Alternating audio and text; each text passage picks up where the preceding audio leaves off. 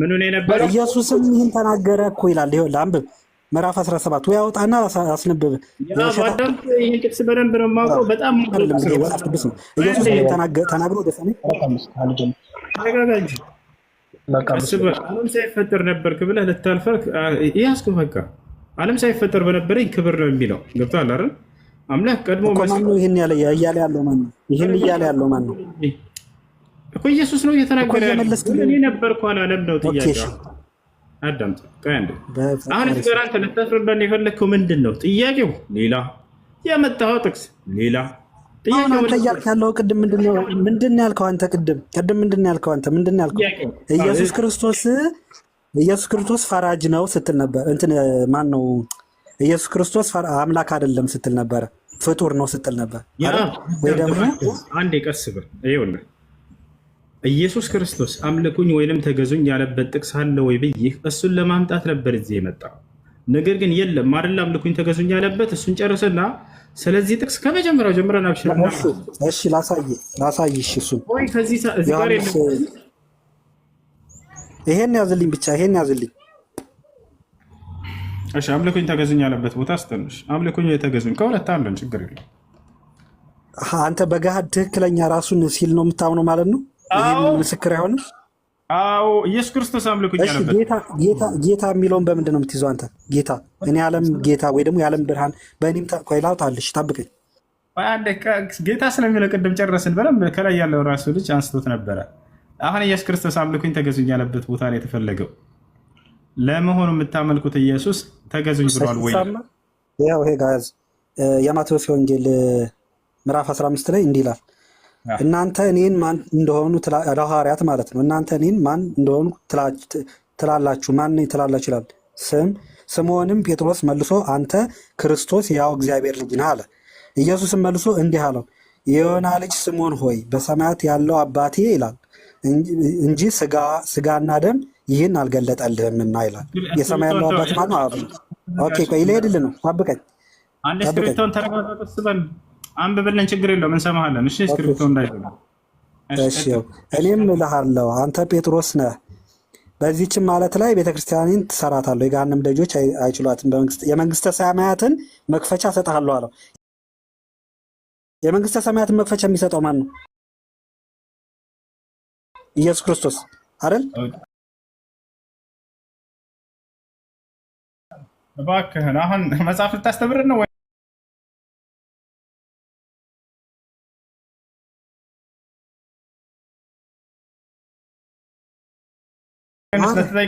አይደለም አሁን እኮ እየነገርኩህ እኮ ነው። አምላክ መሆኑን እኮ እየነገረህ ነው። አምልኩኝ ወይ ተገዙኝ ያለ የቱ ጋር ነው ጥያቄ?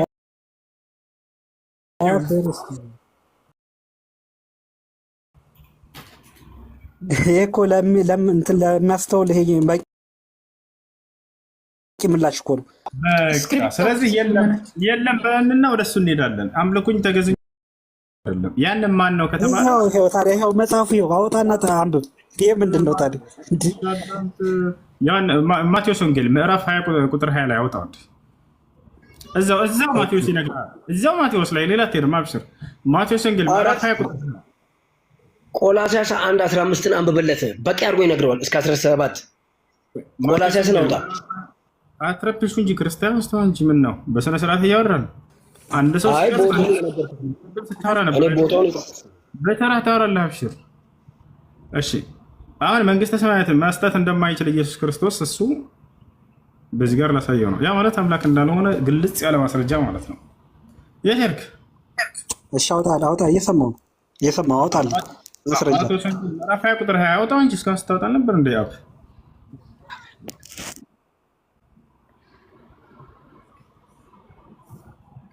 እንግዲህ መስጠት አልችልም ካለ አምላክ አይደለም ማለት ነው። ምክንያቱም አምላክ መስጠት ይችላልና ይሄን ደግሞ የአብ መስክሮልናል። የአብ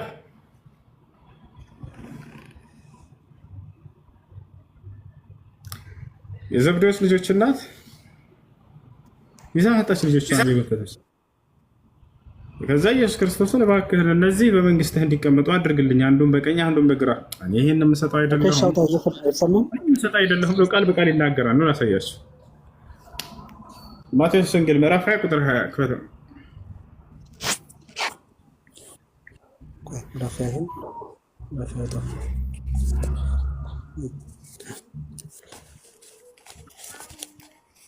ይቅርታ መጽሐፍ ቅዱስ ስለሆነ ስልክ ላይ ቢሆን ሰርች እያደረክ አብሽር በቃ ጊዜ ለመቆጠብ በቃ ነው ላሳየህ በቃ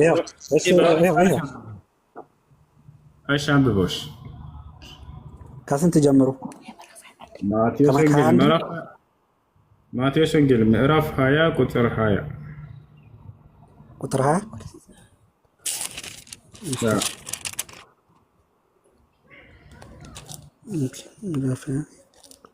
ማነው ቁጥር 23 ነው ቁጥር 23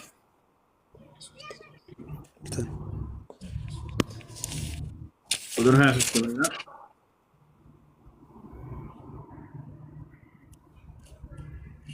ኦኬ እሺ ቆይ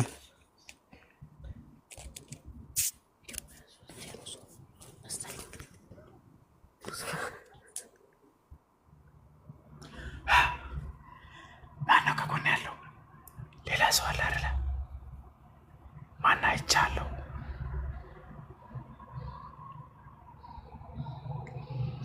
ከጎን ያለው ሰው ማነው እሺ አንብቦ እኔን አውራኛ ምንም ከጎን ምንም የሚባል ነገር የለም አውራኝ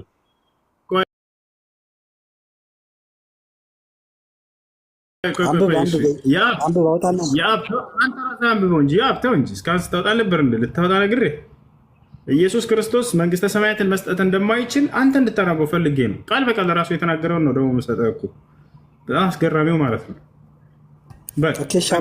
እንትን ላይ ስለሆነ መጽሐፍ ቅዱስ ላይ ስለሆነ በስልክ ይፈጥናል። ስልክ ላይ አንብብልኝ።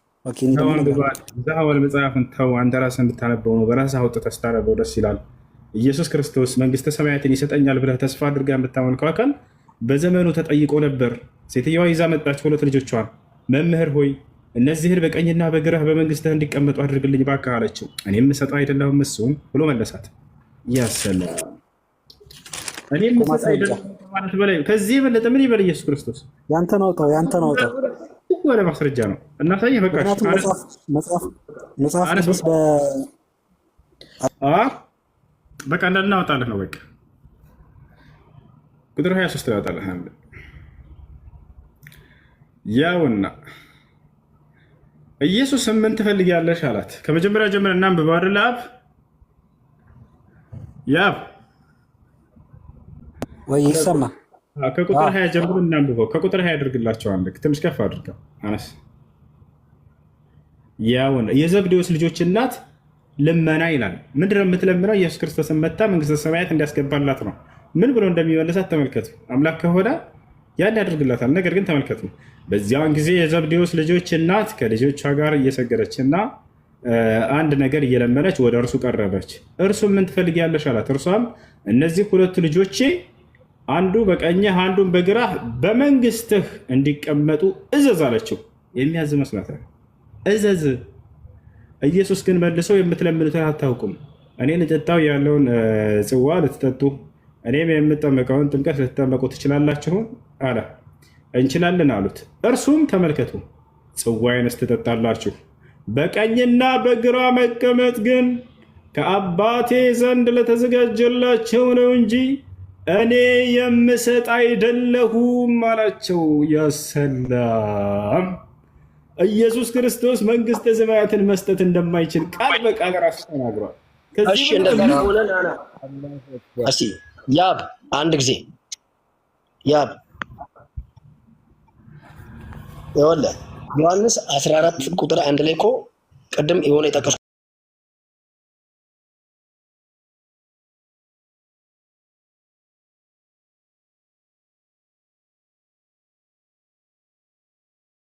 ትፈቅድለታለህ? ያብ በቃ አውራሻቱ ለአንድ ሰው ከጀመረ ለምን ጠልቀህ ትገቡበታላችሁ? ያሱ ሀሳቡን ይጨርስ። ወንድምህ ነው አይደለ? ይጨርስና እሱ ከዚያ አንተ ደግሞ ታወራለህ። አብሽር እንትን ጥቅስህን ያዘው የምትፈልገውን እና ልክ እሱ ሲጨርስ ጊዜ ታወራለህ። ድገሙ ያሁን ያልከውን ዮሐንስ 14 ቁጥር 1 ልባችሁ አይታወቅ። ነፍሴ ከላይ ጀምረው እሺ፣ ከመጀመሪያው ከአንድ ጀምረው። ማርቆስ ወንጌል ነው እንዴ? ማቴዎስ ማቴዎስ ወንጌል ምዕራፍ 20 ከቁጥር 20 እስከ 23 ድረስ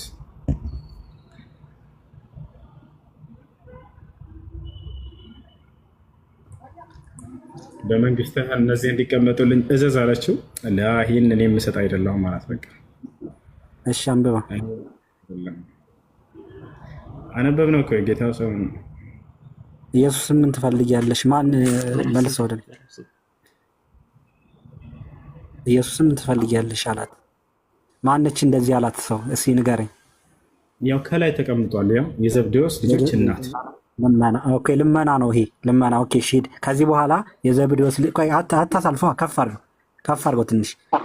ከዚህ በኋላ የዘብዴዎስ ልጆች እናት ከልጇ ጋር ወደ ኢየሱስ ቀረበችና በፊቱም ተንበርክካ አንድ ነገር እንዲያደርግላት ለመነችው አለ። ኢየሱስም ምን ትፈልጊያለሽ አላት። ማንን? የዘብዴዎስ ልጅ እናት ማለት ነው። ኦኬ እሺ።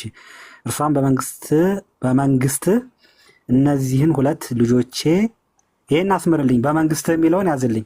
እነዚህ ሁለቱ ልጆቼ አንዱ በቀኝ አንዱን በግራ እንዲቀመጡ አድርግልኝ ኦኬ አለችው። ኢየሱስ ግን እናንተ የምትለምኑትን አታውቁም አለ። ኦኬ ትክክል። እኔ በቅርብ ጊዜ የምመጣው ሲዞር አድርገው የምጠጣውን የመከራ ሲዞር አድርገው ጽዋ መጠጣት ትችላላችሁን አላቸው። ይህ አሁን ጥያቄ ነው። የምጠጣውን ያለው ያው ግርፋቱን፣ ሞቱን ማለት ነው፣ ስቅላቱን። ኦኬ እሺ። ኢየሱስም በእርግጥ እኔ ኦኬ ዞር አድርገው የምጠጣውን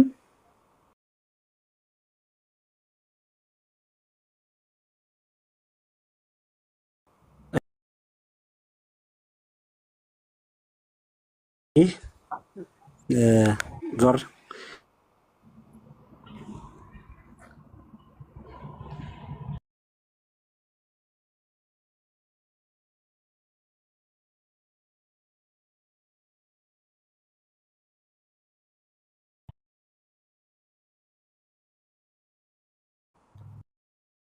አባቴ ላዘጋጀላችሁ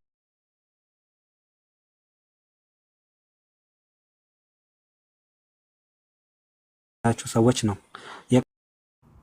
እንዴ ታዲያ በምን ግማሹን ቆርጠህ አንብበህ በምን ይለያል እንዴ? ሙሉ መጽሐፍ ብንጠብቅ ቢያንስ ሙሉን ይሄኛውን እንትን ጨርሰው፣ ይሄኛውን እንትን ጥቅስ፣ ከዛ በኋላ እንትኑን እናገኛለን። በልሽ ኦኬ ራቅ አድርገው። አይ እየተንቀጠቀጠ ምንም ማንበብ አልቻልኩም። ያንጠፍልኩን እስኪ አግኝቷል።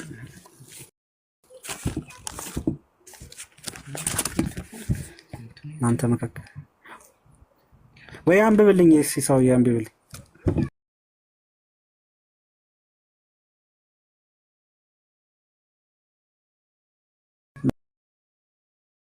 ደግሞ ጊዜ በሁለቱ ላይ ነው ይላል። እኔ የሚሰጥ አይደለም ባለ እኮ ዘጋ በቃ አቆጡ። ይሄ ጋር እኮ እየነገረ እኮ ነው። የቀሩት 10 ደቀ መዛሙርት በሰሙ ጊዜ በሁለቱ ወንድማማች ላይ ተቆጡ። ኢየሱስ ግን ሁሉንም ጠርቶ እንዲህ አላቸው ይላል። የአሕዛብ አለቆች የሕዝቦቻቸው ናቸው፣ መሪዎቻቸው በእነሱ ላይ ስልጣን እንዳላችሁ ታውቃላችሁ ብሎ ጠየቃቸው ማለት ነው። ስለዚህ እኔ የምሰጥ አይደለም ማለት ምን ለማለት ፈልገህ ነው አንተ? ምን ለማለት ፈልገህ ነው? ኢየሱስ ክርስቶስ አምላክ አይደለም? ኢየሱስ ክርስቶስ መንግስተ ሰማያትን እኔ የምሰጥ አይደለሁም ብሎ ቃል በቃል ራሱ ተናግሯል። እሺ ታዲያ ለምን ይሄ ጋር ከፍ አድርገው ሲወደ ላይ ከፍ አድርግልኝ ትንሽ። ፈለገ ብታወርደው ብታወጣው ምንም አዲስ ነገር አይፈጠርም። መስጠት አይችልም። እሱ ቃል በቃል ራሱ ተናግሯል። ኢየሱስ ምን ትፈልጊያለሽ አላት የሚለው በመንግስትህ እነዚህ ሁለት ልጆች፣ መንግስት ማለት ምንድን ነው? መንግስት እያለችው እኮ ነው ያለችው። መንግስት የኢየሱስ ክርስቶስ መንግስት የት ነው? በሰማያት ነው። በጣም ጥሩ። ያን በሰማይ ላይ ያለውን መንግስት እሱ መስጠት አይችልም። በቃ አቅም የለውም። ስንት ስትጋራፍ ታወራለህ? በቃ ይሄ ነው ማለት አያችሁ። ተረ እሺ እሱ እንደሚሰጥ ደግሞ ነው ልናገር። ና ተተካ የቅድሙን ጥቅስ አንተ ልታነሳ የፈለግከውን አሁን አውራ በል። ምን ነበር ያልኩት? ይኸውልህ መጀመሪያ የኔን ጥቅስ ግዛ ጋር ሄደህ አላመንክልኝም። እያንዳንዱን ቀጨብ እያደረክ የወያላ ቋንቋዎቻቸውን እዛ እሱን ስትገረፍ ታወራለህ። ሙዚቃ ማስረጃ አይሆንም። ሙዚቃ መጽሐፍ ቅዱስ ማስረጃ ማለት ጊዜ አይባልም አይባልም ይህ ማስረጃ አይባልም። ይኸው እሺ ኢየሱስ ዮሐንስ 14 ቁጥር 2-3 አካባቢ እኔ እሄዳለሁ በአባቴ ዘንድ ስፍራን አዘጋጅላችኋለሁ እመጣለሁም እወስዳችኋለሁም አለ። መኑት ዋስም እየሆነ ነው፣ ቃልም እየገባላቸው ነው። ላመኑት በእኔ መኑ በአባቴ መኑ፣ ልባችሁ አይታወክ። እዚህ ጋር ግን ቆይ አንተ ያልክበትን ቦታ ልንገር። እዚህ ጋር ሴትዮዋ መታ ልጆቿን በቀኝና በግራ ኢየሱስ የአባቴን ትእዛዝ ሊፈጽም እንጂ የኔን ትእዛዝ ፍቃድ ላደርግ አልመጣሁም አለና የአባቴን ፍቃድ ግን ልጁን አይቶ ለተቀበለ የዘላለም ሕይወት እንዲያገኙ ነው አለ። ስለዚህ የአባቱ ትእዛዝ ምንድን ነው? አባቴ ጋር ነው ሰጪው አባቴ ነው አለ። የአባቱ ትእዛዝ ደግሞ ሊሰጥህ የሚያዝ ልጁን አይተህ አምነህ ተቀብለሃል አልተቀበልክም፣ እዚህ ጋር ነው ጨዋታው እኮ። እሱን እኮ ስለመቀበል እኮ ጥያቄ የለንም እኮ። አብሽር መሲሁን መቀበል እንዳውም ትክክለኛ ነገር ነው ብለን እኮ ነው የምናምነው። እሱን ስለማምለክ ነው አሁን ጥያቄው። ግን መሲሁን መቀበል አንድ መረጋጋት፣ ይሄ መስጠት የሚባለውን ነገር በዛ ላዘጋጅላቸው ይሄዳለሁ ምናምን፣ ይሄ ነቢያቶች የሚያደርጉት ነገር ነው። ዋስትና የሆንልና እነርሱ እያልክ ነው አሁን። ይሄን ላደረገ እያልክ ነው። አያርላ ነቢዩ ሙሐመድ ሰለላሁ ዐለይሂ ወሰለም ነቢያችን በጣም በርካታ ቦታ ላይ ይሄን ላደረገ እኔ ጀነትን ዋስ እሆንለታለሁ ይላሉ። የሚገርም ነው። እኔ ገነትን ዋስ እሆንለታለሁ እንዲህ ላደረገ ብለው በርካታ ስራዎችን ገልጸውልናል። እሳቸው ናቸው ማለት ነው የገነት ባለቤት አስገቢው ጭራሽ። እንዳውም ተረጋጋ፣ እባክህ ልጨርስ። ልክ እንዲሁ የትንሣኤ ቀን እጃችሁን እያያዝኩኝም ወደ ገነት አስገባችኋለሁኝ ብለው ተናግረዋል ቃል በቃል። እሺ ገነትን የትንሣኤ ቀን ራሴ ከፍቼ ነኝ የማስገባችሁ ብለው ተናግረዋል። ይህን እንዲህ አይነት ቃላቶች እየፈለፈልን ከአምላክ ጋር ማስተካከል ነቢያቶችን ስህተት ነው እኮ ነው የምንላቸው። አንበሲሁ ተናገረውን ይሄን የተነገርከኝ ቃል ሁሉ ነቢዩ መሐመድ ሰለላሁ ዐለይሂ ወሰለም እንደተናገሩት ቃል በቃል ያሳይሃለሁ። የትንሣኤ ቀን ወደ ገነት እኔ ራሴ እያያዝኩኝ ያስገባችኋለሁ ብለው ተናግረውናል። አንድ ሁለተኛ የትንሣኤ ቀን ገነትን እኔ ራሴ ከፍቼ ነው የማስገባቸው ብለው ተናግረዋል። ሶስት ይሄን ላደረገ ሰው እኔ ገነትን ዋስ እሆንለታለሁ እያሉ ተናግረዋል። አነ ዳሚኑን አልጀና ሊመን ሐፊظ ሊሳነሁ ወፈርጀሁ ነቢ ስ ላ ሰለም ከተናገሩ መካከል ቸዋል። ከአንደበቱ የሚወጣውን ክፉ ንግግር ለቆጠበ ሰውና በብልቱ የሚሰራውን አጸያፊ ዝሙት ለተቆጠበ ሰው እኔ ገነትን ዋስ እሆንለታለሁኝ አሉ ነቢ ስ ላ ሰለም። አምላክ ናቸው ማለት ነው አይደሉም? አያርላ ይህን አምላክ በእርሳቸው በኩል ያወረደውን ህግና ስርዓት ሲፈጽም ጊዜ ሰው የዛን የገነትን ያገኛል። ይህን ዋስ የሚሆነው ማን ነው ከተባለ ይሄ ነቢይ ነው። የአምላክን ህግና ስርዓት ስለተቀበለ እርሱ ገነትን በእርሱ ትምህርት እንደሚያገኙ ይሄ መግለጹ ያንን ከሰሩ የአምላክን ትእዛዝ ከፈጸሙ እንደሚያገኙ ይናገራል።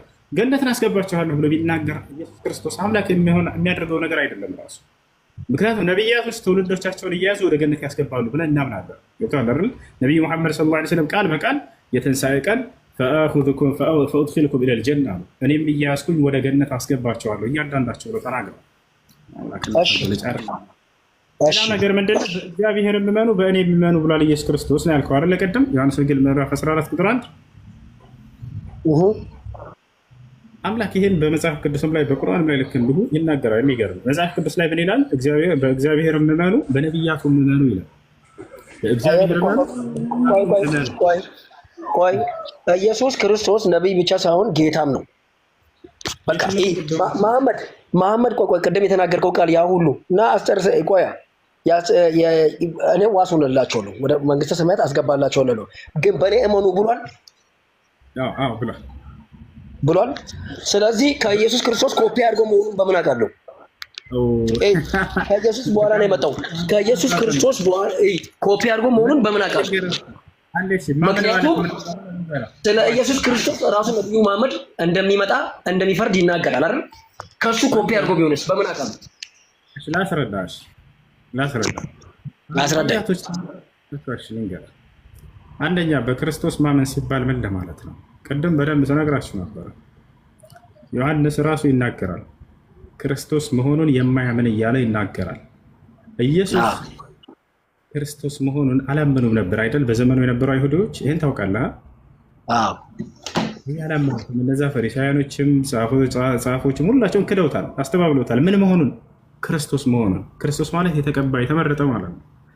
አሁን ይሄን ስለካዱ በክርስቶስነቱ ስለማመን እንዳለ መጽሐፍ ቅዱስ ያወራል። ምክንያቱም ቃል የተገባው በነቢያት አንደበት ክርስቶስ መሲሁ ይመጣል የተባለው እርሱ ነበርና ይሄን ስለካዱ እርሱን በክርስቶስነቱ እንዲያምኑ እግዚአብሔር ደግሞ አምላክ እንደሆነ እንዲያምኑ ነው እየተናገረ ያለው መጽሐፍ። ዮሐንስ ወንጌል ምዕራፍ 17 ቁጥር 3 ኢየሱስ ክርስቶስ ራሱ ወደ ሰማይ ቀጥ ብሎ አባት ሆይ አንድና ብቸኛ እውነተኛ አምላክ አንተ ነህ፣ የላከውንም ኢየሱስ ክርስቶስን ያውቁ ዘንድ ይህች ነች የዘላለማዊ ሕይወት አለ። አየህ አይደለ? እቺ ናት የዘላለም ሕይወት። እቺ ናት ራሱ እንደሆነ አንድና ብቸኛ አምላክ አብ፣ እርሱስ ራሱ ኢየሱስ ክርስቶስ እንደሆነ ማመን አለባቸው እነዚህ ሰዎች። አላህ በቁርአን ላይ መሲሁ ዒሳን ክርስቶስ ነው እያለ ይነግረናል፣ ወይም መሲህ ነው እያለ ይነግረናል። ለትውልድ ቃል የተገባው መሲህ ራሱ ነበር እያለ ይሄ እናምናለን። ይወታል አይደለ? ክርስቶስ መሆኑን ምን ሐሰተኛ ነው ይላል። ጥያቄ አለኝ። ጥያቄ አለኝ አሁን በተናገርከው። እሺ ጨርሰሽ። እቺ ናት እውነተኛ አምላክ መሆንን እንዲያውቁ እቺ ናት የዘላለም ሕይወት ያለው ኢየሱስ ነው አይደል? አይደለ? እሺ እንደዛ ከሆነ እኔን ያየ አብን አየ፣ እኔና አብ አንድ ነን አለ። ስለዚህ የማይታየውን አብ ደግሞ የሚታየው ወልድ ኢየሱስ ነው ግልጽ ያደረገው። ስለዚህ እርሱ ማን ነው? እርሱ ማን ነው? እቺ ናት የዘላለም ሕይወት። ስለዚህ የዘላለም ሕይወት እርሱ ራሱ ኢየሱስ እንደሆነ እግዚአብሔር ራሱ ይናገራል። አዳምጣንት የዘላለም ሕይወት እያለ ያለው እውቀትን ነው። እሺ እውቀት እሱን አያስማማኝም፣ አያግባባኝም። እሱን አያግባባኝም። ሌላ ቦታ አይደለም፣ እዚያው ላይ ነው እውቀት እንደሆነ ማሳየህ። እዚያው ላይ እሺ ፈጣሪ መሆኑን የሚገልጽበት ቦታ ልንገርህ፣ ላሳየህ። ቅድም ላልከው ፈጣሪ አንዴ ታስገባኛለህ። ቆይ አንዴ እቺን ብዬ እድሉን እሰጥሃለሁ ማለት ኤልያስ፣ ይሄን ብዬ ይኸውልህ ፈጣሪ ነው ላልከው ፈጣሪ ነው ላልከው አሁን ያነሳኸው ጥቅስ ጨርሰና ትሄዳለህ። አብሽር፣ ከጥቅስ ወደ ጥቅስ መዝለል እና አይመቸኝም። አንድ ጥቅስ ካነሳ እሱን ጨርሱና ወደ ሌላ ትሄዳለህ። ችግሩ አንተ ታጣማለህ፣ ታዞራለህ ወደ ሌላ ነገር። እሱ እኮ ነው የሚያስጠላው። ችግሬ ምንድን ነው? ያለውን ስለምነግርህ ነው። አንተ በቁርአን ነው የምታምነው። ሺህ ጊዜ ኢየሱስ እኔ እመነኝ ቢል ራሱ ቢጽፍ ራሱ እዛ ጋ ጌታ እመነኝ ቢል ሕይወት እያለ ያለው እውቀትን እንደሆነ ተናገርኩኝ። አይደለም ከራስህ ነው አልኩኝ። ላ አይደለም ከመጽሐፍ ነው ላሳየህ እያልኩ ነው። እሺ አሳየህ። ይህች ነች የዘላለማዊ ሕይወት የሚለው ምን እንደሆነ እንመልከታ። ያው እነዚህ ጋር ዮሐንስ ወንጌል ምዕራፍ 17 ቁጥር 3 ተመልከት። ኢየሱስ ክርስቶስ እውነተኛ አምላክ ብቻ የሆንክ አንተን አለ። ማንን ነው እንዲህ የሚለው ኢየሱስ?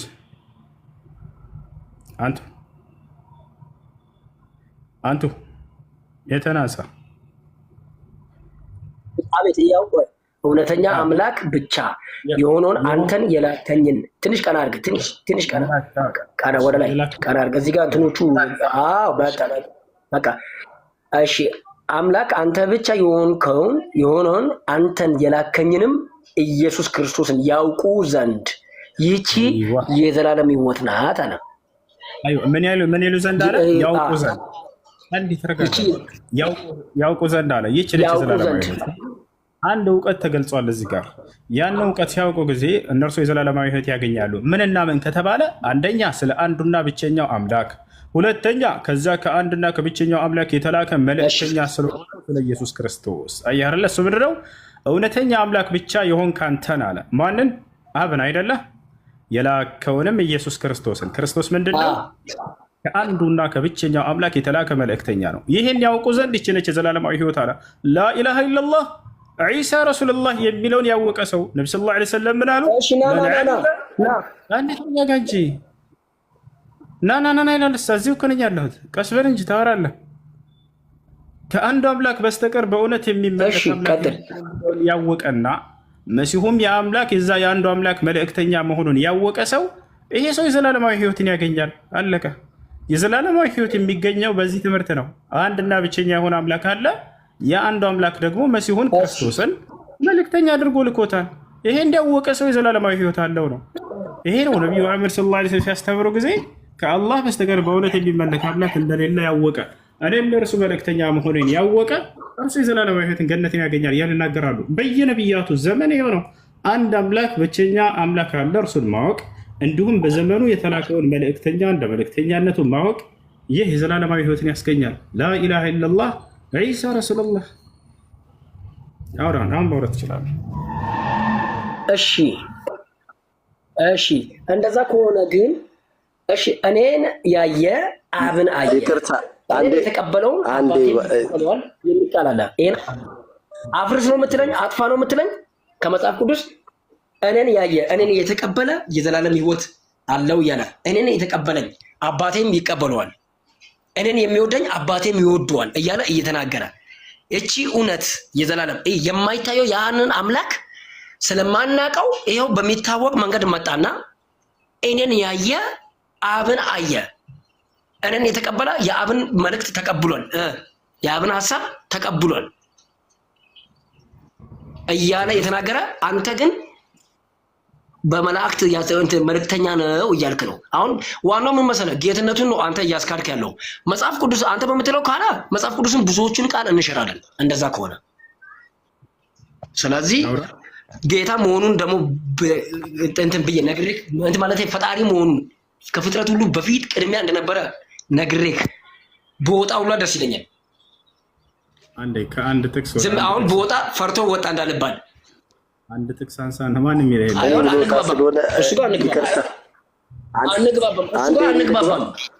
አንግባባ። እሺ በቃ ኤልያስ ግባ። ግን ፈርቼ የትም አልሄድኩም አልወጣሁም። ምክንያቱም ስለማንግባባ። እሺ ኤልያስ አመሰግናለሁ። እንደና መጣህ ዋለው ኤልያስ። አዎ ደህና ነህ? ኤልያስ ነኝ። እግዚአብሔር ይመስገን። ክርስቲያን ነህ አይደለ? እና አዳምጫችኋለሁ። ያው አንዴ ተረጋጋ እንጂ ቀስ ልወጣ ስለ እሺ የሚያስቅ ነገር አለ አይደለም። ልወጣ ስለሆነ አንድ ጥያቄ ብቻ ወይም ደግሞ አንድ የተረዳሁትን ነገር ጥያቄ ያለህ በእስልምና አስተላልፌ ሲወራ ከነበረው ለመመለስ ፈልገህ ነበር። ላስመረጣምሽ ያው መጽሐፍ ቅዱስን ይዘህ ነው እየተነጋገራችሁ ያላችሁት መሰለኝ። ለዚህ ለጥያቄዎቹ መልስ ልትሰጥ ነው ማለት ነው አይደለ? ወይስ ስለ እስልምና መጠየቅ የምትፈልገው? አንተ ደስ እንዳለ መልስ ለመስጠት ነው። የገባኝን ያክል መልስ ለመስጠት ነው። ኢየሱስ ክርስቶስ አምልኮኝ ወይንም ተገዙኝ ያለበት ጥቅስ አለ? መልስ ያለው። በጣም ጥሩ።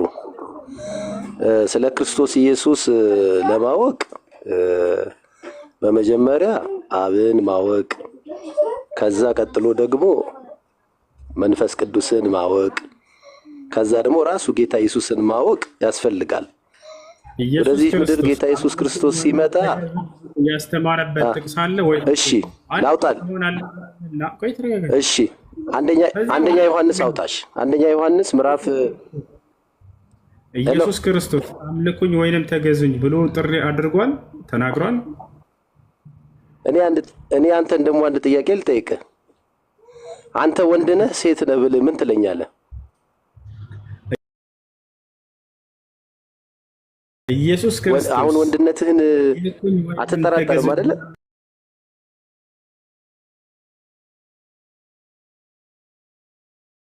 ጥያቄ ምንድን ነው?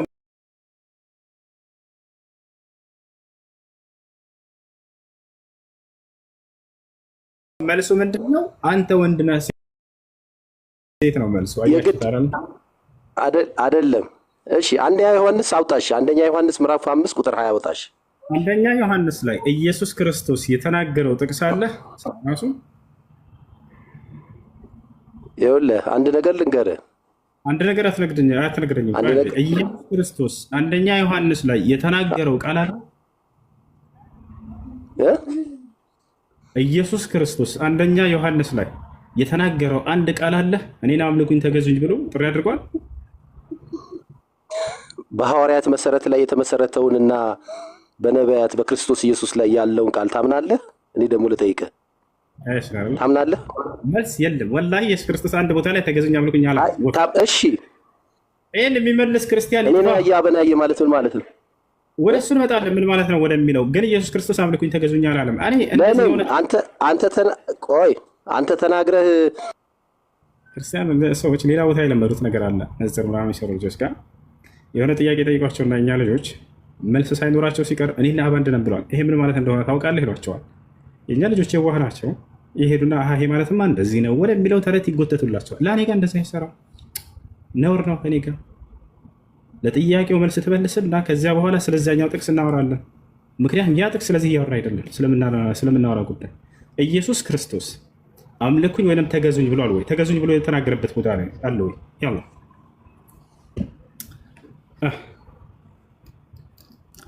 ኤልያስ ኤሉነት ኤሉሻ ኤላለም የለም።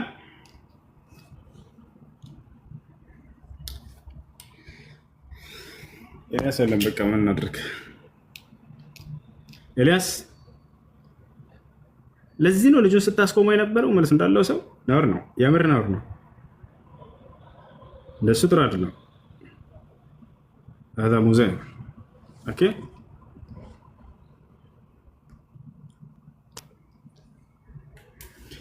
እሺና ይሄን ይመስላል። ለማንኛውም ባጭሩ የምነግራችሁ ነገር ምንድን ነው፣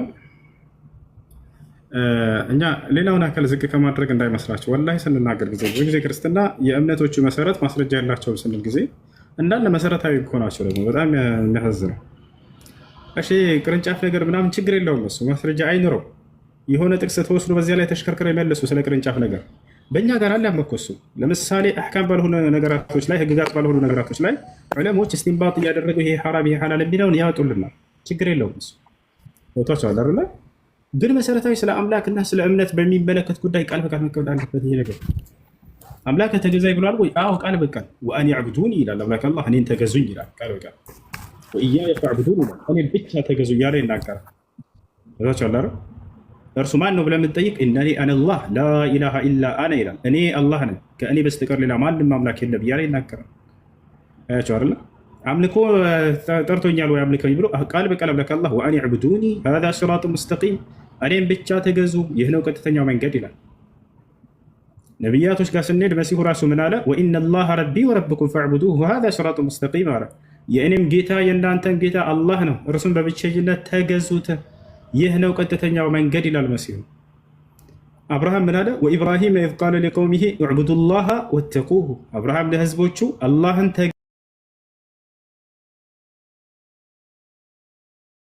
ተገዙት እርሱንም ብቻ ፍሩት ይላል። እስልምና እንደነገርኩላችሁ እያለ ይናገራል። ኢነ ዲነ ዒንደ ላሂ ልኢስላም ከእኔ ከአላህ ዘንድ ቀጥተኛው ሃይማኖት ኢስላም ነው ይላል። ነቢያት ቃል በቃል እኔ ሙስሊም ነኝ እያሉ ይናገራሉ። ቃል በቃል ኑሕ ምን አለ? ወኡሚርቱ አን አኩነ ሚነል ሙስሊሚን እኔ ከሙስሊሞች እንደሆን ታዘዝኩ ይላል። ነቢያቶች ህዝቦቻቸውን ሙስሊም ሁኑ እያሉ ያዛሉ። ምን ይላል ያዕቁብ ዓለይሂ ሰላም? ወያዕቁብ ያ በኒይ ኢነላህ አስጠፋ ለኩም ዲነ ፈላ ተሙቱና ኢላ ወአንቱም ሙስሊሙን። ስለዚህ አምላክ ራሱ እስልምና እንደነገርኩላቸው ይላል። ልክ እንዲሁ ደግሞ ነቢያቶች እኛ ሙስሊሞች ነን ይላሉ። ልክ እንዲሁ ነቢያቶች ሙስሊሞች ሁኑ እያሉ ያዛሉ። ይህን ጥያቄ መጽሐፍ ቅዱስ ላይ ሄደን ብናስቀምጠው መልስ አለው ወይ? የለም። የሚመልስ ካለ መመለስ ይችላል። አንድ ቦታ ላይ እግዚአብሔር ክርስቲያን ሁኑ ብሎ አላዘዘም። አንድ ነቢይ መጽሐፍ ቅዱስ ላይ እኔ ክርስቲያን ነኝ ብሎ የተናገረ የለም። አንድ ነቢይ መጽሐፍ ቅዱስ ላይ ህዝቦቹን ክርስቲያን ሁኑ ብሎ ያዘዘ የለም። የት ነው የምታገኙ ከተባለ በቁርአን ላይ ብቻ ነው። ነቢያቶች መተው ቃል በቃል እኛ ሙስሊሞች ነን ይላሉ። ህዝቦቻቸውንም አደራ ሙስሊሞች ሆኑ ይላሉ። አምላክም ራሱ እስልምናን ራሴ ለነቢያት ደነገግኩት እያለ ይናገራል። ሸረዐ ለኩም ሚነ ዲን ማ ወሳ ቢሂ ኑሐን ወለዚ አውሐይና ኢለይከ ወማ ወሰይና ቢሂ ኢብራሂመ ወሙሳ ወዒሳ ይላል። እነሆ ይሄን እስልምናን ሃይማኖት እኔ ደነገግኩላችሁ ከዚህ በፊት ኖህን፣ አብርሃምን፣ ሙሴን፣ መሲሁን አዝዤበት የነበረውን እያለ ይናገራል። እሺ ከላይ ያለው ልጅ ሰላም ብያለኝ የተነሳ ማለው አለ ሰላም ነው። እንዴት ነሽ? አለን። እሺ ክርስቲያን ነሽ? እስልምና መቀበል ፈልገሽ ነው? እሺ የምለው ቀን እሺ አሽሀዱ አላህ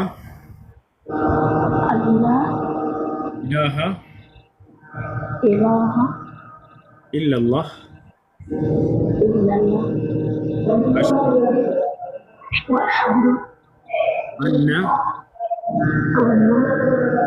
محمدا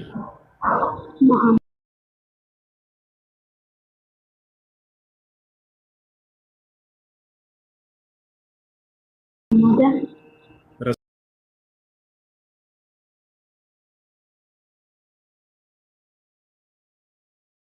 رسول الله. رسول الله. ما شاء الله ከዚህ በኋላ ዳምጽሽ ስለስልምና ምጥር ባለ መልኩ በዚሁ ልንገርሽ። ከዚህ በፊትም ሰምተሽ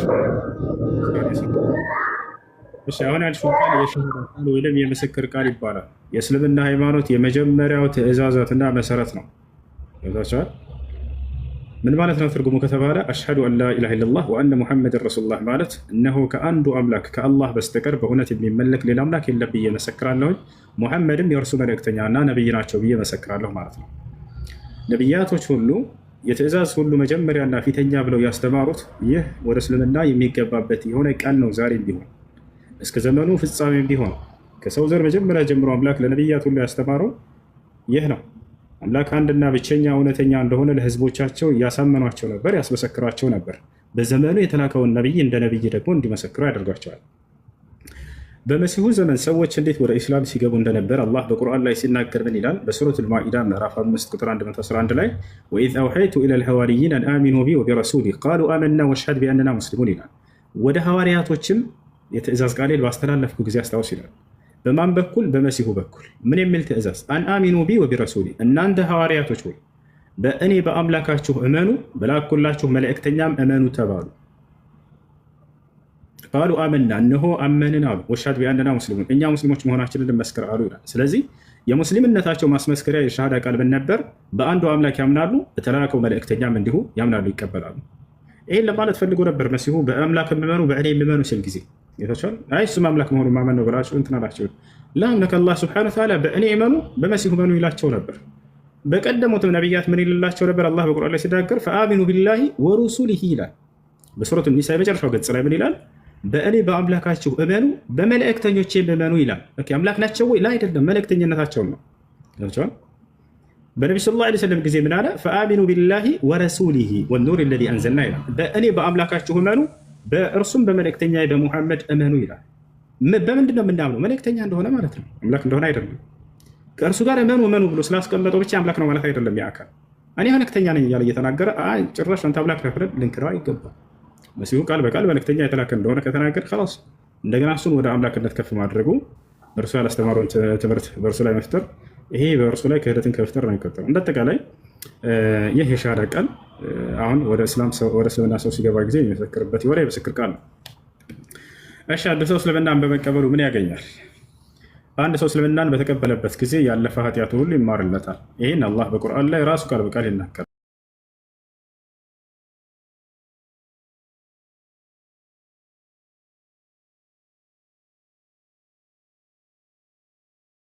ሰለላሁ ዐለይሂ ወሰለም አልኢስላም የጅቡ ማ ቀብለሁ አሉ። እስልምና ከእርሱ በፊት ያለን ኃጢአት ያስተሰርያል አሉ። ያ ማለት ሰውዬው ሲሰልም ጊዜ ያለፈ ኃጢአት ሁሉ ይማርለታል። ይሄ ነው ትልቁ ጸጋ እዚህ ዓለም ላይ ለኃጢአታችሁ ሁሉ ምህረትና ስርየትን ማግኘት ነው። ይሄ የአንድ አምላክነቱን ስትመሰክሩና ስታምኑ የምታገኙት የሆነ ጸጋ ነው። ለኃጢአታችሁ ሁሉ ምህረትን ታገኛላችሁ። ሌላኛው ነገር በቀጣዩ ዓለምስ ከሞት በኋላ ስላለው ህይወት ተስፋ ሰጥቷል ወይ እስልምና ከተባለ አዎ፣ በጣም በርካታ ቦታ ላይ አምላክ አላህ ራሱ በቀጣዩ ዓለም የዘላለማዊ ህይወትን ሊያወርሰን ቃል ገብቷል። በዚያም ላይ የገነትን ጸጋ ሊያጎናጽፈን ቃል ገብቷል። ማስረጃ ሱረት ሉቅማን የመጀመሪያው ገጽ ላይ አላህ ምን ይላል? ራሱ ሲናገር ኢነ ለዚነ አመኑ ወዐሚሉ ሷሊሓት ለሁም ጀናቱ ነዒም ኻሊዲነ ፊሃ ወዕደላሂ ሐቃ ወሁወል ዐዚዙል ሐኪም ይላል። እነዚያ በእኔ አምነው መልካምን የሰሩት ሰዎች ለእነርሱ የገነት ጸጋ አለችላቸው፣ በእርሷም ውስጥ ለዘላለም ዘውታሪዎች ናቸው። ይህም የእኔ የአላህ ቃል እውነት ነው፣ የአሸናፊና ጥበበኛ የሆንኩኝ አምላክ ነኝ ይላል። ወበሽር ለዚነ አመኑ ወዐሚሉ ሷሊሓት የአነ ለሁም ጀናት ይላል። ሙሐመድ ሆይ እነዚያን በእኔ አምነው መልካም የሰሩትን ለእነርሱ የገነት ጸጋ እንዳላቸው ከሞት በኋላ አብስራቸው ከወዲሁ ምድር ላይ ያሉ ይላል። ነቢ ሰለላሁ ዐለይሂ ወሰለም ሐዲስ ላይ ምን አሉ? አልጀነቱ ላ የድኹሉሃ ኢላ ነፍሱ ሙስሊማ ብለው አበሰሩ ትውልዳቸው ነው። ገነትን ሙስሊም ነፍስ እንጂ ሌላ ማንም እንደማይገባባት ተናገሩ ለትውልድ አሉ። ይህን ይመስላል። አንድ ሰው እስልምና ከተቀበለ በኋላ ምን ማድረግ ይጠበቅበታል? ከዚያ በኋላ ወደሚለው የመጀመሪያ የሚያደርገው ምንድን ነው? ለዚህ ላመነውና ላመሰከረው ለአንዱ አምላክ መገዛት ነው። ሶላትን ይጀምራል። ይወሳል። ነቢያቶች አንዱን አምላክ ካመኑ ወይንም ደግሞ አንዱን አምላክ ካሳመኑ በኋላ ለትውልዳቸው ለዚያ ለአንዱ አምላክ እንዲገዙ እንዲሰግዱ ያዟቸው ነበር። ነቢ ሰለላሁ ዐለይሂ ወሰለም ቡኒየ ልእስላም ዐላ ኸምስ ሸሃደተን ላ ኢላሃ ኢለላህ ወአነ ሙሐመድ ረሱሉላህ ወኢቃም ሶላት አሉ። ሶላትን መስገድ ነው።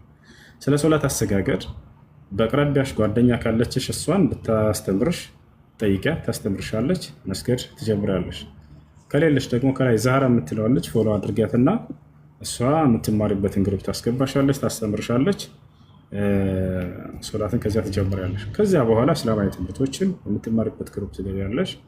እስላማዊ ትምህርቶችን እየተማራችሁ በዚያ ላይ የሚገኘውን ትእዛዝ መፈጸም፣ የሚገኘውን ክልከላዎች ደግሞ ተቻላቸው አቅም በመራቅ ህይወታቸውን እስከ ፍጻሜ ድረስ ማሳለፍ። ከዚያ በኋላ አላህ ስብሐነሁ ወተዓላ ከሞት በኋላ ወደ ገነት ሊያስገባችሁ ቃል ገብቷል። ራሱ እንደ ዳናችሁም በቁርአን ላይ ቃል በቃል ነግራችኋል። ያ ማለት የምትድኑበትን መንገድ እንዳያዛችሁ ቀድ አፍለሐል ሙእሚኑን ይላል አላህ። ቃል በቃል ምእመናኖች በእርግጥም ድነዋል ይላል። 4 ነጥብ። ቀድ አፍለሐ አልሙእሚኑን አማኞች በእርግጥም ዳኑ ይላል። እሺ ዛህራን ፎሎ አድርጊያት። እሺ እህት ከላይ ዛህራ የምትለዋለች።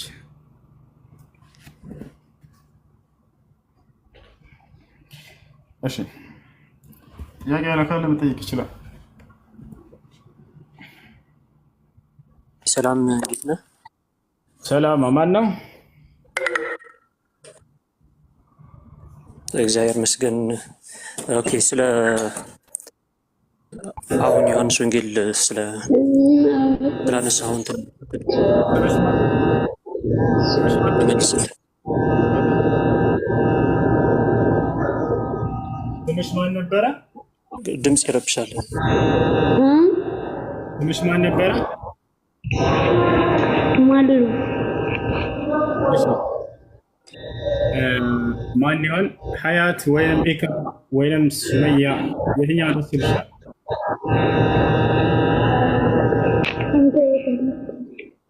በቃሽ። ማን ይሆን? ሀያት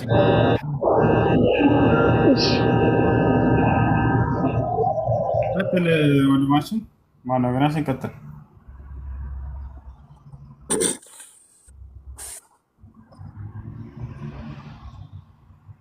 እሺ ጥያቄ ምንድን ነው?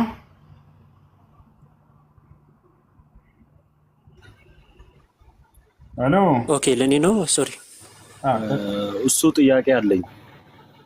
እሺ ጥያቄ ምንድን ነው? በእስልምና አንድ ነገር ይታመናል። እሱንም በየውመል ቂያማ የሆነ ደጃል የሚመጣ የሆነ ፍጡር አለ ይባላል። የእሱን አፈጣጠር ከአላህ ጋር በምን እንደተለያየ በምን ምክንያት እንዴት እና ልታብራራልኝ ትችላለህ?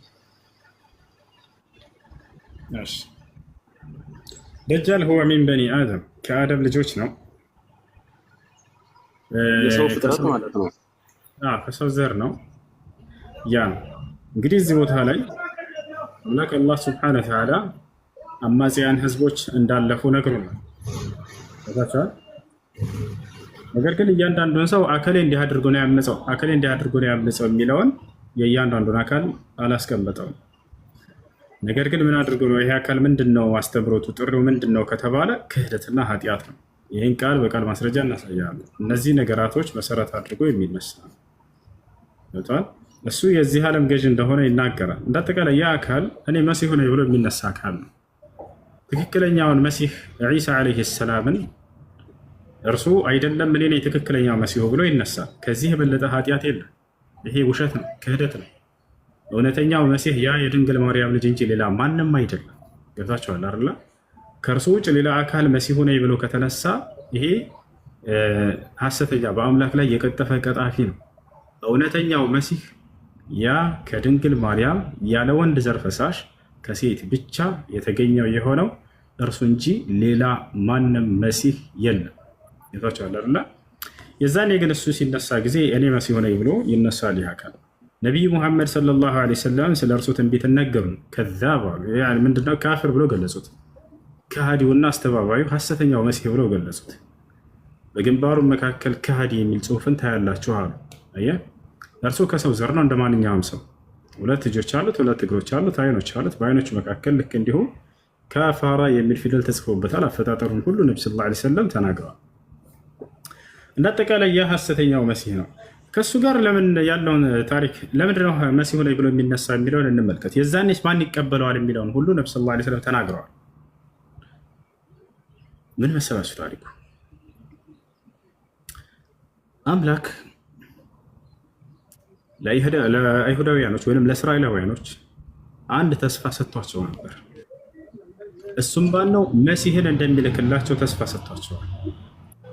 ያንን መሲህ ይጠብቁ ነበር። አምላክ አላህ ሱብሓነሁ ወተዓላ ተአምራዊ በሆነ መንገድ ከማርያም ያለማንም ወንድ ዘር ፈሳሽ መሲሁን አስገኘላቸው። እነዚህም እስራኤላውያኖች የጠበቁት መሲህ ምን አይነት መሲህ ነበር? እንደነ ዳዊት፣ እንደነ ሙሴ፣ እንደቀደሙት እንደነ ሰለሞን ንግስናንና ስልጣንን በምድር ላይ የሚያጎናጽፏቸውን መሲህ ነበር ሲጠብቁ የነበረው። ይህ ደግሞ ምናልባት መጽሐፍ ቅዱስ አንብባ ከሆነ እዚያም ላይ ታገኘዋለህ። የሐዋርያት ሥራ ምዕራፍ 1 ቁጥር 1 ላይ መንግስትን መቼ ነው የምትመልሰው ለእስራኤል እያሉ የጠይቁት ሁላ ነበረ። እዛ ላይ ተቀምጧል። እነሱ የሚፈልጉት ምድራዊ ስልጣንን የሚያጎናጽፋቸው መሲህ ነበር። ምክንያቱም መሲህ ማለት የተቀባ ማለት ነው። እነዚህ ሁሉ ነቢያት የቀደሙት ተቀብተው ነበር። ነገር ግን ከመቀባታቸው ጋር ምድራዊ ስልጣንን አጎናጽፈዋቸዋል። ስለዚህ እነዚህ ሲጠብቁ የነበሩት ምን አይነት መሲህ ነው? ምድራዊ መንግስትን የሚያጎናጽፋቸው መሲህ ነበረ። ሲያዩት ጊዜ ዒሳ ዓለይሂ ሰላም ወይንም የማርያም ልጅ መሲሁ ስለ ምድራዊ ስልጣን አልነበር የሚያወራቸው። ታዲያስ ስለ ሰማያዊ ስልጣን ነበር የሚያወራቸው። በሰማይ ላይ ስለሚያገኙት ስልጣን ነው። ያ እንደሆነ በላጩ ይነግራቸዋል። እርሱ ስለ ምድራዊ ስልጣን ሊሰብካቸው አልመጣም። በሰማይ ላይ ግን የሚያገኙትን ጸጋና መንግስታቸው በሰማይ እንደሆነ ስልጣናቸው በዚያ ላይ እንደሆነ ያንን መውረስ ከፈለጋቸው እኔን ተከተሉኝ እያለ ይሰብካቸው ነበር። እነዚህ ሰዎች ግን አልተቀበሉትም። እነሱ የፈለጉት በምድር ላይ ልክ እንደነ ሙሴ፣ እንደነ ሰለሞን፣ እንደነ ዳዊት የምድር ስልጣንን የሚያጎናጽፋቸው ከሮማውያን ቀኝ ግዛት ነፃ የሚያወጣቸውንና የበላይነትን የሚያጎናጽፋቸው በምድር ላይ ያን ነበር የጠበቁት። እሱን ሳይቀበሉ ቀሩ። ለመግደልም ፈለጉ፣ ለመስቀልም ፈለጉ። አምላክ አላህ ሱብሓነሁ ወተዓላ አነሳው፣ አዳነው። ቃል በቃል አላህ ለመሲሁ ምን አለው? አንተን ሊገድሉ ሊሰቅሉ ነው፣ እኔ ደግሞ አንተን ላነሳ ወስኛለሁኝ፣ አነሳለሁኝ አለው። ይዞት የመጣው ተአምራት ድግምት ነው አሉ። ተአምራት አይደለም አሉ። ኢን ሃዛ ኢላ ሲሕሩ ሙቢን አሉት። ይሄ ግልጽ የሆነ ድግምት እንጂ ይዘህ የመጣው ተአምር አይደለም፣ አንቀበልህም ብሎ አስተባበሉት። የሚያደርገውን ተአምር እየተከታተሉ ያስተባብሉበት ነበር። ይፈቻላል። ምን ምን ተአምር ያደርግ ነበር መሲሁ ከተባለ ሙታንን ያስነሳ ነበር። ማየት የተሳናቸውን ይፈውስ ነበር። መናገር የማይችሉ ድዳዎችን አፋቸውን ይከፍት ነበር። ለምጽ ያለባቸውን ይፈውስ ነበር። ይሄን ሁሉ ሲያደርግ ጊዜ እየተከታተሉ ያስተባብሉበታል። ይሄን የሚያደርገው እውነተኛ የአምላክ መልእክተኛ መሲሁ እንደሆነ ማረጋገጫ ነበር። አምላክ እንደሆነ ማረጋገጫ አይደሉም። እነዚህ የነብይነት የመልእክተኛነት የተመረጠ መሆኑን የሚያስረዱ ናቸው። ነገር ግን ይህን ሁሉ አልተቀበሉም። እነዚህ ሰዎች ሐሰት ነው አሉ። ገብቷቸዋል።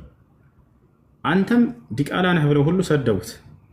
አይታቸው ከሆነ መጽሐፍ ቅዱስ ላይ ይሄ ነገር አለ፣ ቁርአን ላይ አለ። በማርያም ላይ ክህደትን መጥፎን ቃል በመናገራቸው ምክንያት ረገምኳቸው ይላል አላህ።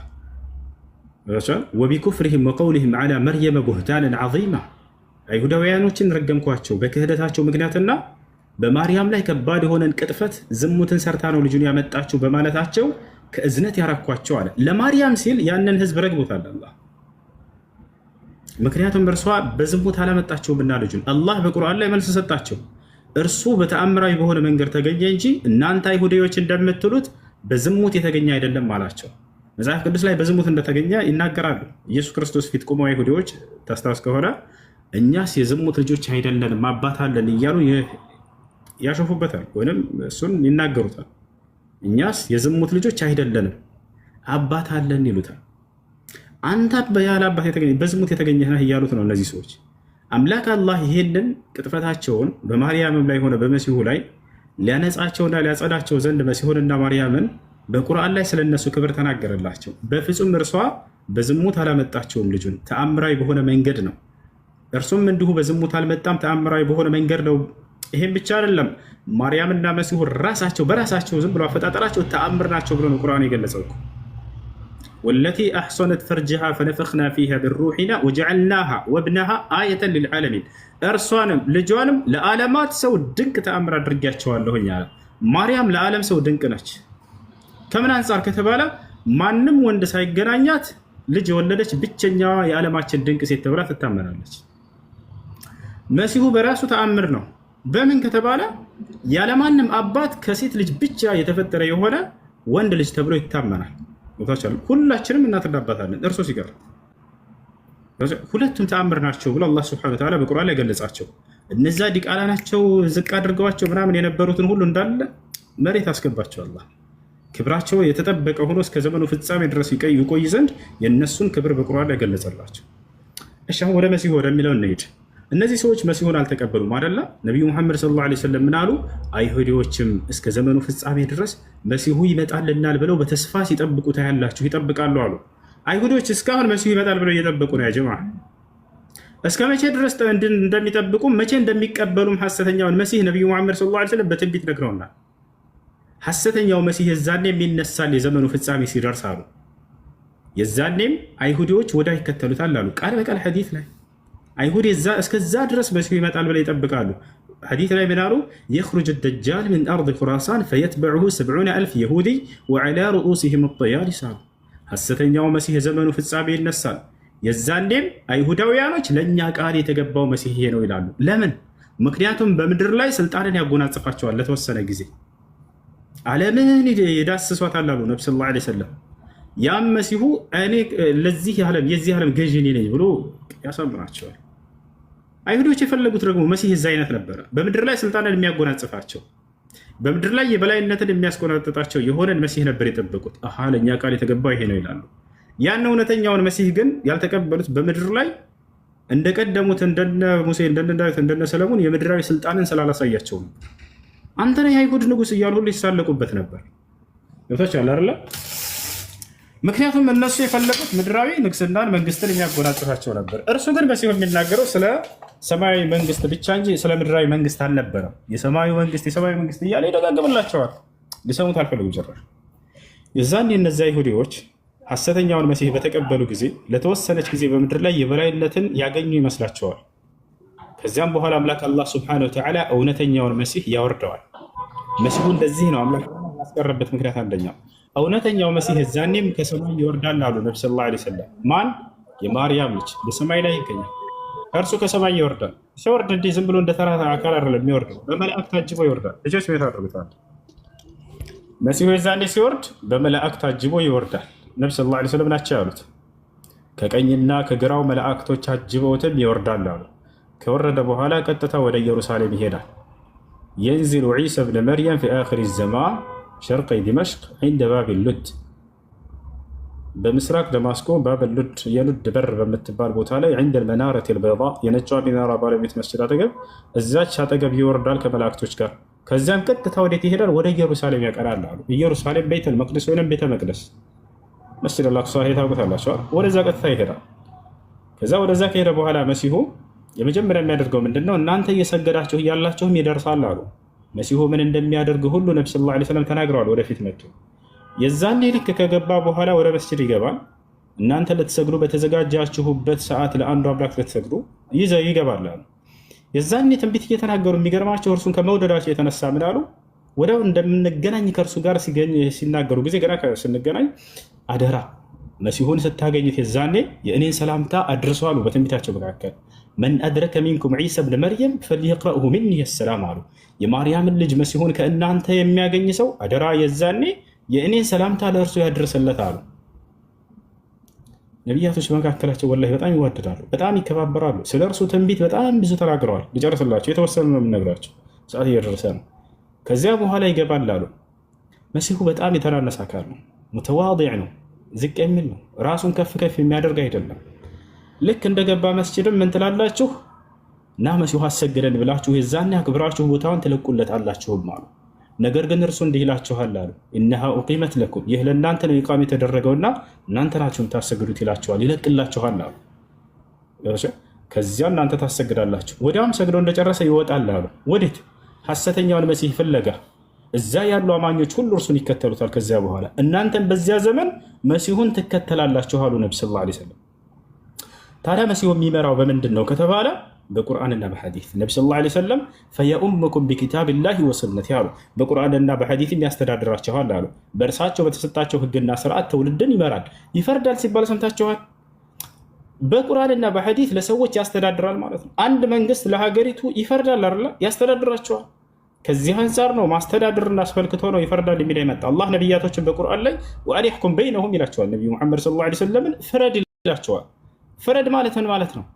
አስተዳድር ማለት ነው። መሲሁ የዛኔ በቁርአንና በሐዲስ ያስተዳድራቸዋል፣ ይመራቸዋል አሉ ነቢ ሰለላሁ ዐለይሂ ወሰለም። ያ ነው የአመራሩን ስርዓት ለእርሱ እንለቃለን፣ እንወደዋለንና እናከብረዋለንና ነቢይ ነውና መልእክተኛ ነውና ነቢይ እያለ በመካከላችን ማንም ሰው መጥቶ ቀጥ ብሎ እንዲመራ አንፈቅድምኛ። ያ ነቢይ ነው ሊመራ እንደሚገባው በተወረደው ህግና ስርዓት በቁርአንና በሐዲስ ትውልድን ያስተዳድራል። ከዛ እንደወጣ ሐሰተኛውን መሲህ ያገኘዋል። ወዲያውም ከመስጂድ ሲወጣ አሉ ነቢ ሰለላሁ ዐለይሂ ወሰለም ወዲያውም ሐሰተኛውን መሲህ እውነተኛው መሲህ ይገድለዋል። በእርሱ እጅ ነው እንዲጠፋ የተወሰነው። ለምን ከተባለ እነዚህ አይሁዲዎች እውነተኛውን መሲህ ዒሳን ክደውት ነበር። አላህ ስብሐነሁ ወተዓላ ያንን ሐሰተኛውን መሲህ አይሁዲዎች የበላይነት ተጎናጽፈውበታል ያሉትን ሊያስገድለው ስለወሰነ በእርሱ አላህ ስብሐነሁ ወተዓላ ቀድሞ መሲሁን አዘጋጀው፣ አነሳው። የዛኔ የዘመኑ ፍጻሜ ከመድረሱ በፊት ይወርድና ይህን ሐሰተኛው መሲህ ይገለዋል። አያቸው አይደለ? ከዚያ በኋላ መሲሁ ወደ እውነተኛው መንገድ ሰዎችን ይጣራል። አንዱን አምላክ በብቸኝነት እንዲያመልኩ የዓለምን ህዝብ ይጠራል። የሚገርባችሁ አምላክ አላህ ስብሐነሁ ወተዓላ ለመሲሁ ቃል ገብቶለታል። ምን? ጠላቶቹን ሁሉ ከእግሩ በታች ሊያደርግለት። እነዚያ ጠላቶቹ እርሱን ያልተቀበሉት አይሁድ ሁሉ እንዳለ ከእግሩ በታች ይሆናሉ። ሁሉን ከእግሩ በታች ካደረገለት በኋላ መሲሁ ደግሞ የዓለምን ህዝብ ሁሉ ለአንዱ አምላክ እንዲገዙ ያደርጋል። የዚያንም እርሱም ሁሉም ትውልድ ለአንዱ አምላክ ይገዛሉ። የዛኔም ፍጻሜው ይሆናል መሲሁ ዒሳ ዓለይሂ ሰላም። ከዚያ በኋላ የዓለምን ህዝብ ሁሉ ለአንዱ አምላክ እንዲገዙ ያደርጋቸዋል። ወላ የብቃ ፊ ዘማኒህ ኢለል ኢስላም አሉ ነቢ ሰለላሁ ዐለይሂ ወሰለም። በመሲሁ ዘመን ኢስላም እንጂ ሌላ ማንም አይኖርም አሉ። ወላ ዩዕበዱ ኢለላህ አሉ። አንዱ አምላክ እንጂ ሌላ ማንም አይመለክም በእርሱ ዘመን አሉ።